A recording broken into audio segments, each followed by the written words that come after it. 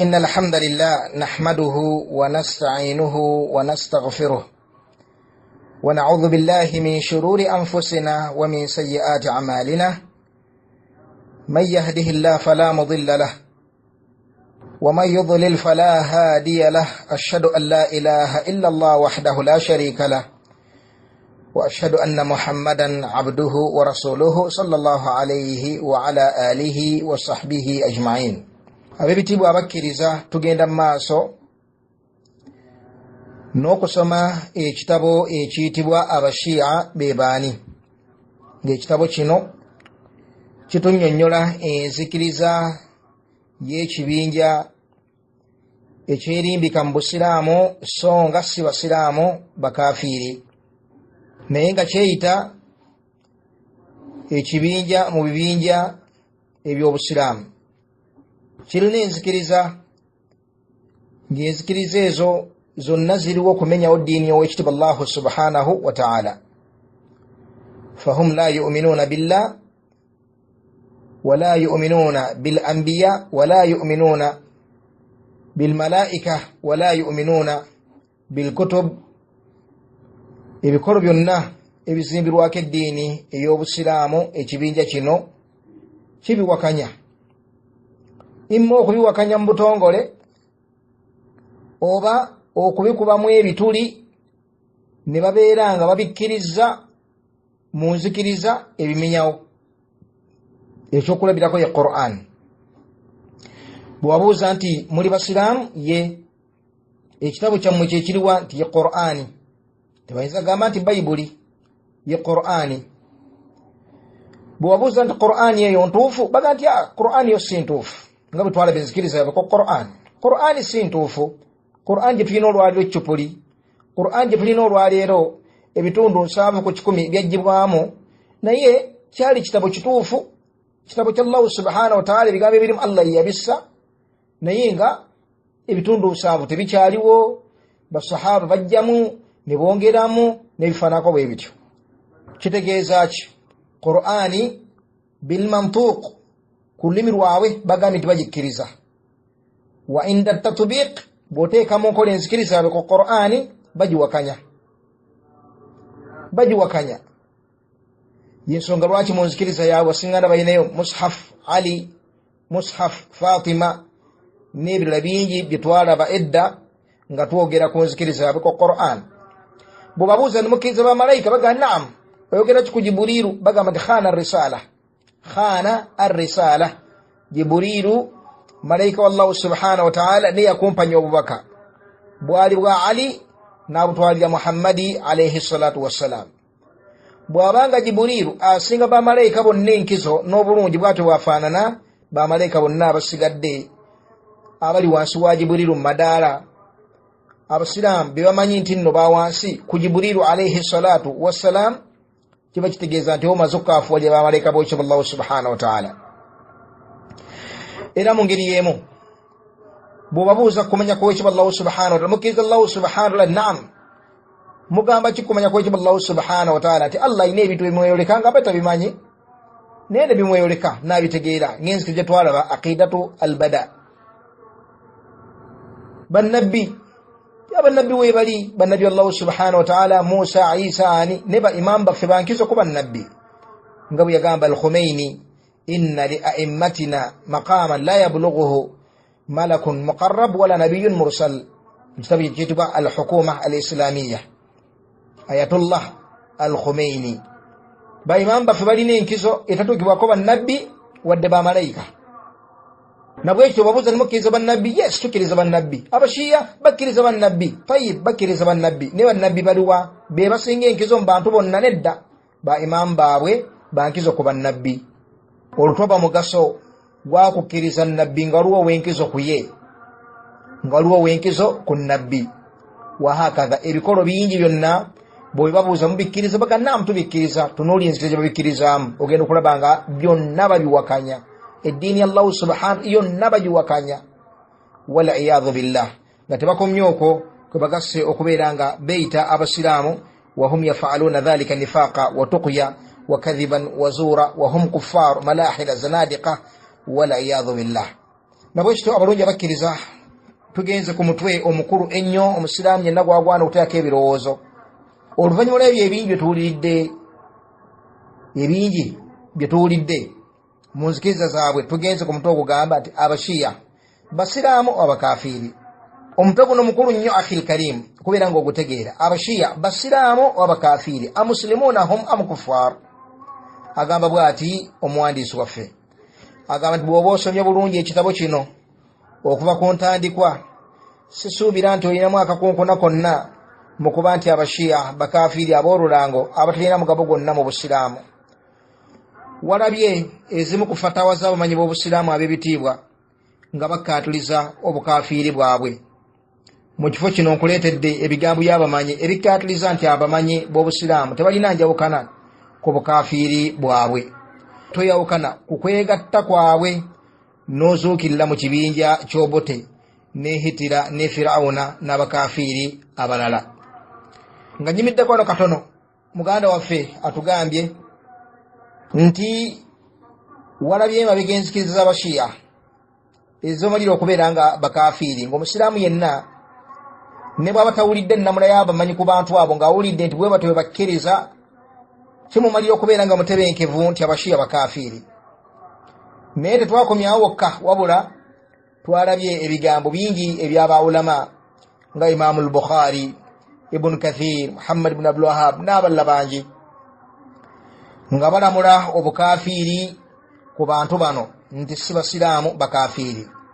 kati mu kifo kino twagadde omanye nti abamanyi b'obusiraamu beegatta ku bukafiiri bw'abashiya barrafida ithna ashariya jafariya imamiya nga be bashiya b'owangaala nabo mu ggwanga lyo, be bashiya aba Iran, be bashiya aba Iran, be bashiya aba Hizbullah, be bashiya bawulira abahuthi, be bashiya boolaba abo abali mu ggwanga lyo, be bashiya aba yunivasite bwa al-Mustafa college ery'ekololo, be bashiya abalina amasomero ag'enjawulo ge tugenda okubeera nga biidhnillahi subhanahu wa ta'ala tugakulistingira mu maaso nga tumaliriza biidhnillahi tabaraka wa ta'ala obeere ng'omanya amasomero gaabwe gonna obeere ng'ogekesa abasiraamu.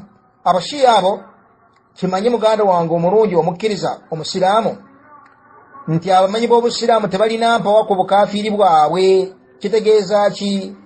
kasita gwe ogamba nti nedda abasiraamu gwe noonya eddiini gy'ogenda okuzuukiriramu ojja kwekanga ng'ozuukiridde mu kibinja kya Firawuna, kya Hitira, ky'aboobote n'abakafiiri abasigadde waliyadhu billah.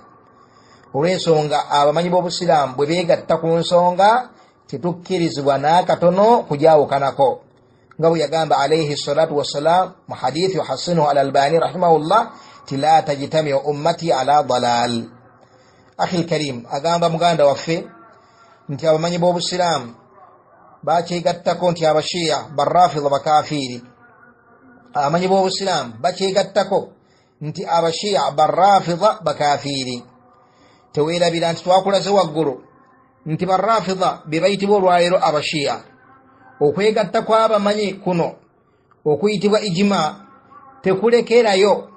tekukulekerayo beetu lyawukana kwegatta kwabwe kubanga okimanyi bulungi nti abamanyi kasita beegatta ku nsonga tewali akkirizibwa kugyawukanako kubanga tebeegattira ku buze nga nabbi sallallahu alaihi wasallama bwe yagamba. hadithi njikulaze waggulu la tajtami ummati ala dalal.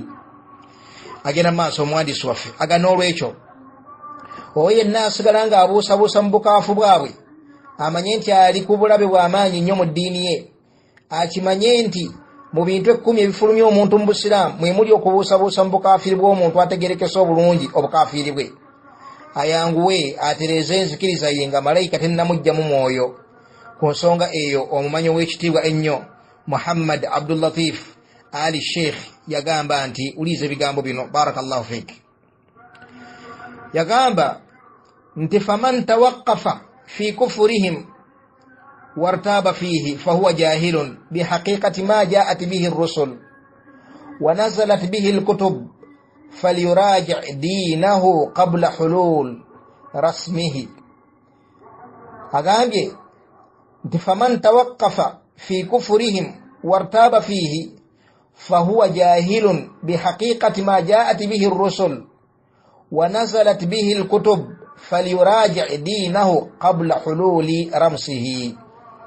ibigambo bisiŋŋaane mu kitabo ekiyitibwa kiyitibwa Ad-Durar As-Saniyya omujalladi ogw'omunaana peegi ya 405 agambye ati omumanyi waffe oyo w'ekitiibwa Abdul Latif Ali Sheikh agamba nti oyo yenna eyeekeka okubakaafuwaza mbuje takaafuwaza basiraamu bamaze okutegeera nti balina enzikiriza ezimanyawo obusiraamu olw'ensonga lwa abantu abagamba nti buli muntu yenna agamba nti musiraamu abeera musiraamu eyo nzikiriza ya bubuze nnyo nnyo nnyo nzikiriza ya bubuze nnyo nnyo nnyo.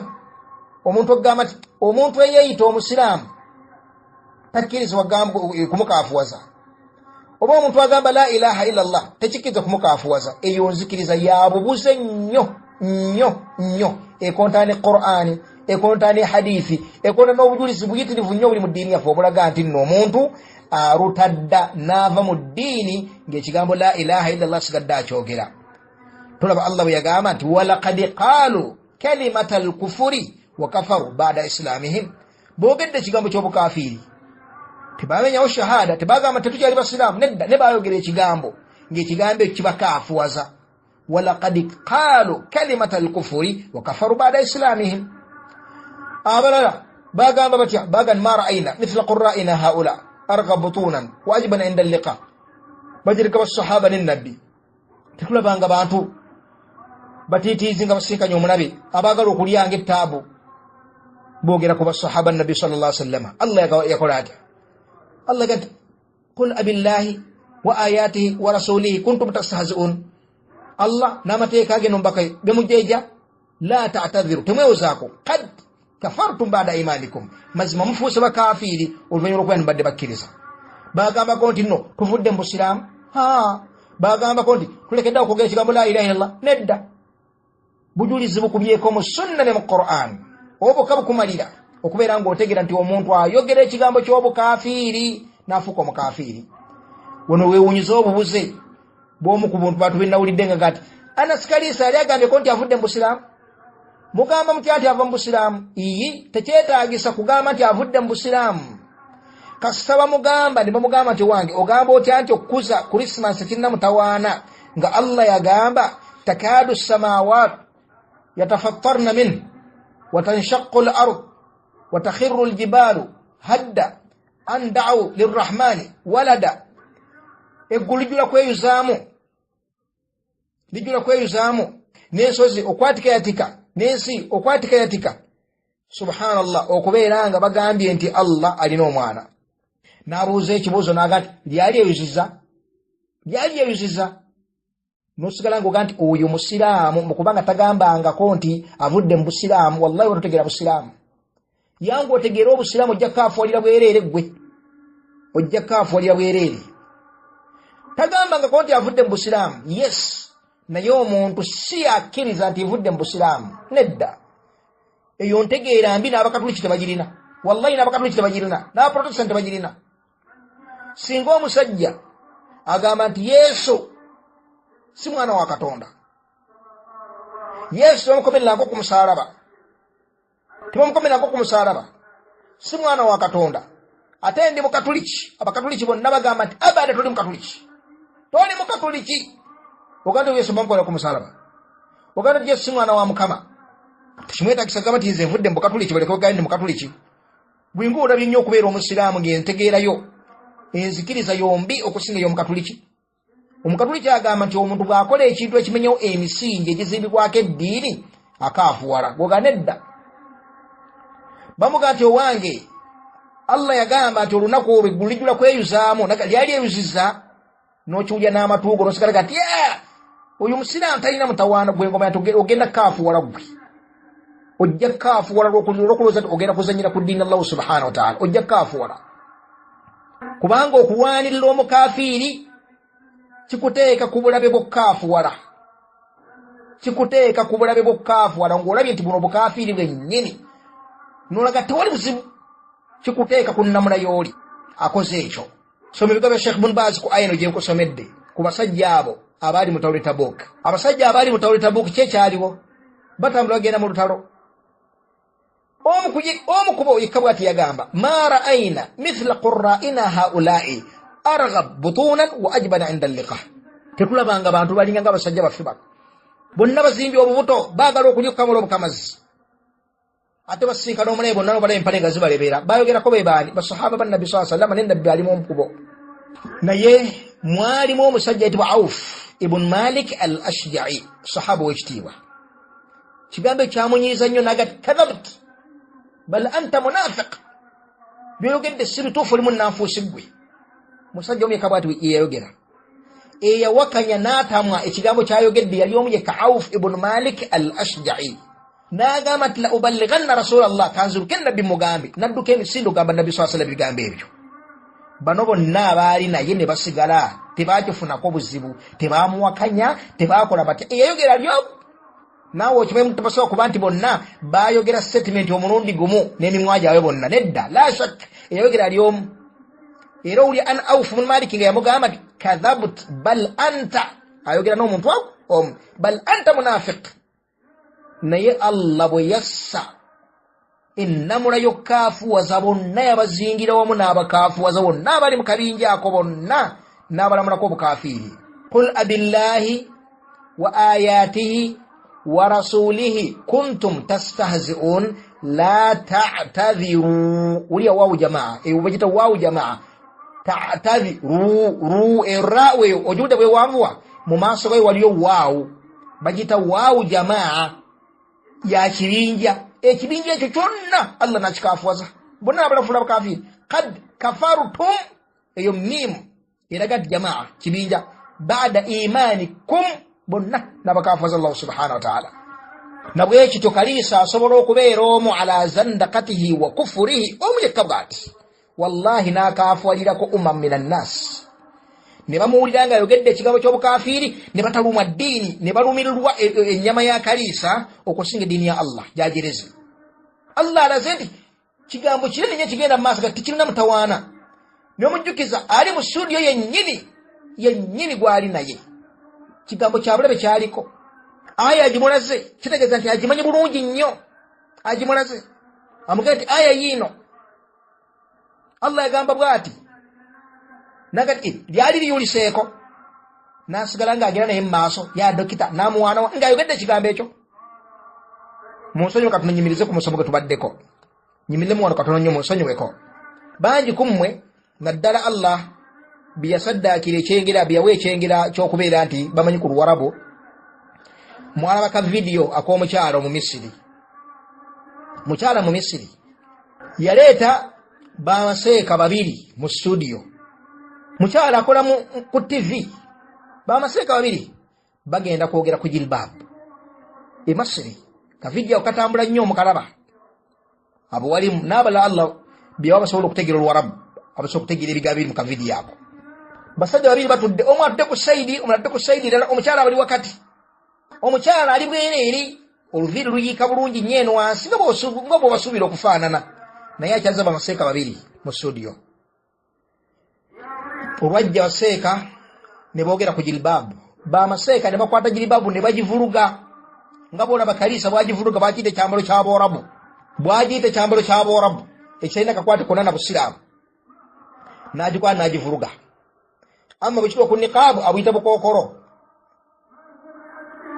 bukookoro wallahi ng'akimanyi nti azwaaju nabiyyi sallallahu alaihi wasallama baali bambala niqaabu bakyala bambaka Muhammad sallallahu alaihi wasallama baali bambala niqaabu kam wa kam min hadithi meka aya tajimanyi Allah ngati wa idha sa'altumuhunna mata'an fas'aluhunna min wara'i hijab Allah natutukkiriza na kubabuuza direct era nyina kyoyagala okubuuza mukyala wa nabbi tokkiriza kimubuuza direct ayina kubeera emabega wa kateni oliko omubuuze tokkirizibwa direct contact na mukyala wa nabbi sallallahu alaihi wasallama agati obukookoro awamu n'ekyo nga olwo olutimbe Allah lwatugambye mu ayi lunene nnyo okusinga niqaabu kubanga niqaabu omuntu asobola okuba nga ayimiridde mu maaso go direct contact wakati wona emunyumya tewali lutimbe ayati mmeka hadithi mmeka eziri mu sunna nga hadithi ya hajji bwe baatambulanga Aisha agati fa idha marrat ar-rijal abasajja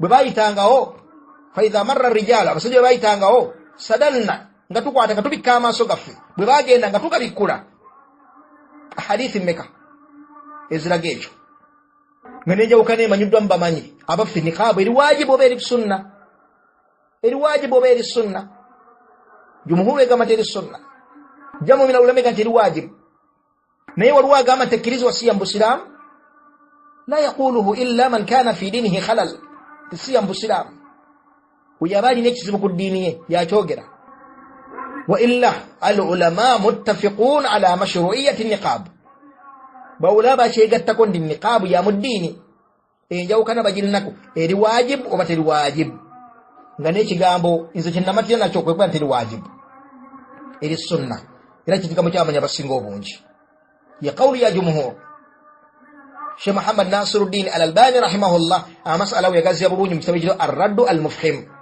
n'ekitabu kino jilbab al-mar'a al-muslima ala ar-rajih kubanga ba ulama balla ibn Uthaymin ibn Baz al-Wadi'i n'abamanyi aballa bangi balaba nti eri waajibu masala khilaf eri yatteeka si yatteeka amma nti kabukokoro bintu by'abawarabu ebyo la yaquluhu illa man kana fi dinihi khalal ayogera ekyo aba alina ekizibu ku ddiini ye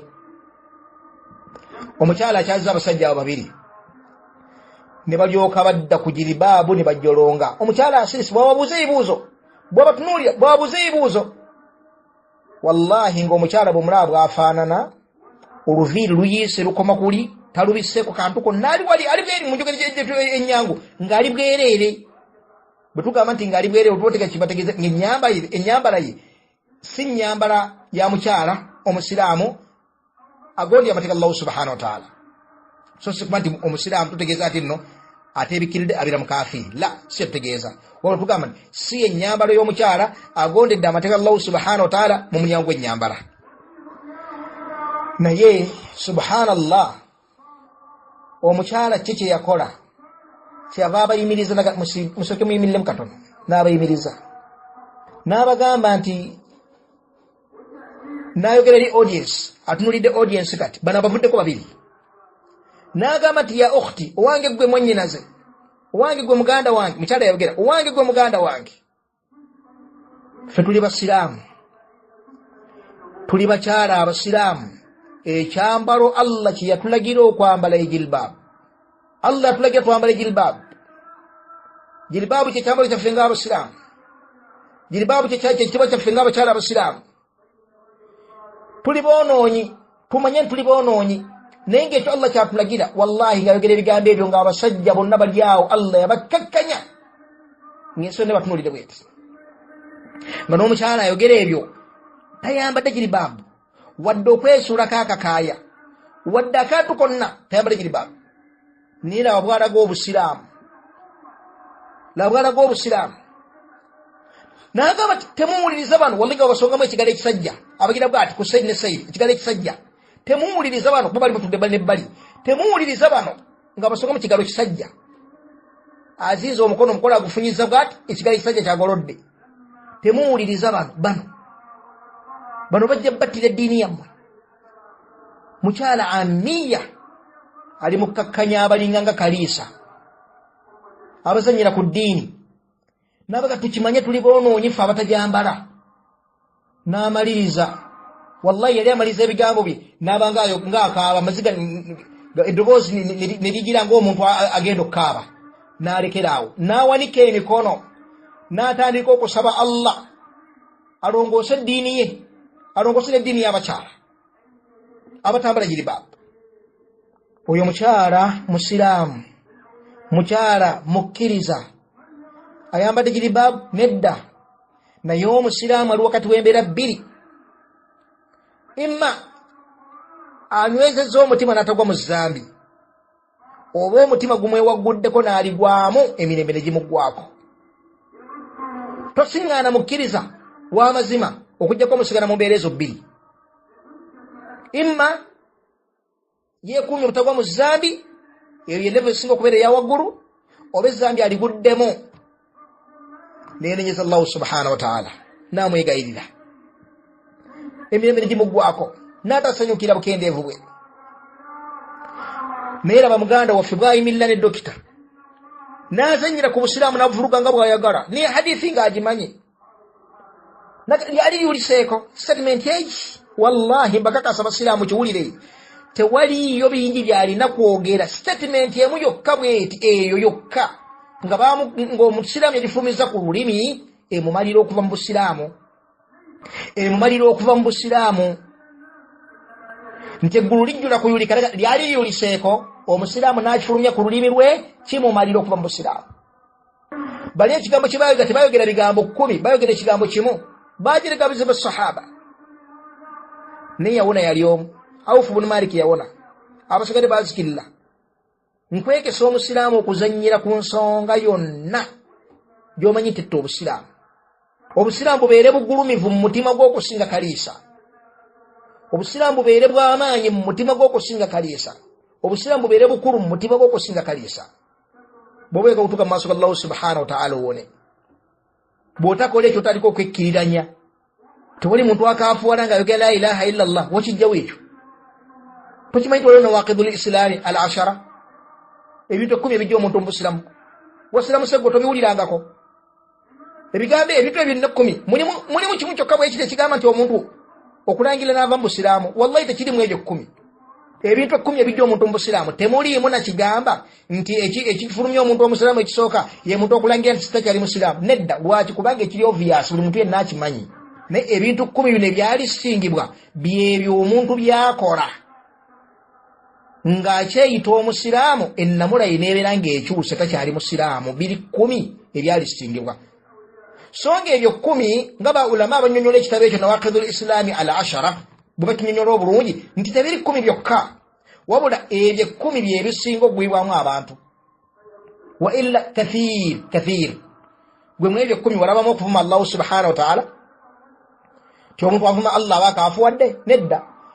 Ebintu ebiri obvious tiyabikoonako ng'okuvuma Allah tiyagamba nti okuvuma Allah kikaafuwaza, tiyagamba nti okuvuma nabbi kikaafuwaza, tiyagamba nti okukwata n'ofuuyisa mu Qur'an kikaafuwaza, tiyagamba nti okukwata Qur'an n'ogisola mu toyi kikaafuwaza, tiyagamba illa ebintu ebimanyiddwa nti obumba bw'omusiraamu tebubibuusabuusa n'akatono nti bikaafuwaza tiyabikoonako.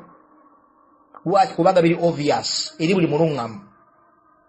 Naye n'akoona ku bintu byatayinza kutya ku byayinza okutandikawo birowoozo ng'okukyawa ekintu kyonna ekiri mu ddiini n'okikyawa. Omuntu kikyawa bukyayi ku mutima n'akikyawa nga kya mu ddiini mutima ne gukikyawa nga kyo Allah batu yagamba naye ng'akitamwa ne bw'akikolerako yagamba nti walaw amila bihi n'okukikolera kakikoleddeko naye nga yakitamwa. N'aleeterako obujulizi sindaba ye dhalika bi annahum karihu ma anzala Allah fa ahbata amalahum. Allah tulaze bali bakaafuwazza. Lwaki bakaafuwadde? Kubanga baakyawa Allah biyassa. Allah n'asanywa emirimu gyabwe. Ne tuyigawo nti omuntu yenna akyawa ekintu ekiri mu ddiini akaafuwala nga n'okikolera kakikoleddeko. Kati wati ate akikyaye n'okijerega n'akijerega n'okikola n'atakikolerako oyo ali ku ddaala ki? Oli akikyaye n'olulimi n'omutima tayogedde n'okukola n'akola naye n'akaafuwala kubanga alina okukyagala. Omuntu alina okubanga ayagala buli kyonna Allah kyeyassa ng'akyagala ng'akiwa ekitiibwa ng'akigulumiza mu mutima gwe ne bwe kitomeragana n'okwagala kwe alina kunyigiriza mutima gwe. Omutima agunyigiriza kubanga eddiini ya saburu naye n'agulumiza ekyo. Nabwe ekito ibada temuzanyira ku ddiini ya Allah subhanahu wa ta'ala, temuzanyira ku ddiini ya Allah subhanahu wa ta'ala. Omuntu afuluma mu busiraamu lwa statement ebyuka bweti gy'abaakoze, lwakikola bukola kimu kyokka bweti kyabaakoze. Mutunule ebigambo mu bitabo bya fiqh babul murtad mulabe ebintu bimeka ebyali sitingibwa ku madhahibu ag'enjawulo, amadhabu ga Imam Malik, madhabu ga Imam Shafi, madhabu ga ne bali singa ebintu biyitirivu entuumo n'entuumo nti bino omuntu abigwamu agwa mu busiraamu. Ebintu byo nga byewunyisa n'okwewunyisa wallahi. Ekyokulabirako Imam Malik madhabu ge omuntu singa alaba najasa ku Qur'ani n'agiraba n'amaaso ge n'agirekako n'ataga Qur'ani egendako etya obukyafu buno n'atabikwata kantu n'abusangulako kufuru wa ridda. Omuntu afuluma mu busiraamu kamu wa kamu bintu bimeka biyitirivu ebifulumya omuntu musiraamu ibadallah tubeere beegendereza insha allahu tabaraka wa taala. omutwe gwe tubaddeko ku bashiya ogugamba nti abashiya basiraamu oba bakafiiri tugenda guddamu biidhinillahi subhanahu ogutandikira olw'ensonga tufunye ensonga n'ebiranga etujja kumulamu ogwo biidhinillahi subhanahu wa taala tujja kubeera nga tukugendako biidhinillahi subhanahu wa taala. waffaka allahu aljamii lima yuhibbuhu wa yardah walhamdulillahi rabbil alamin.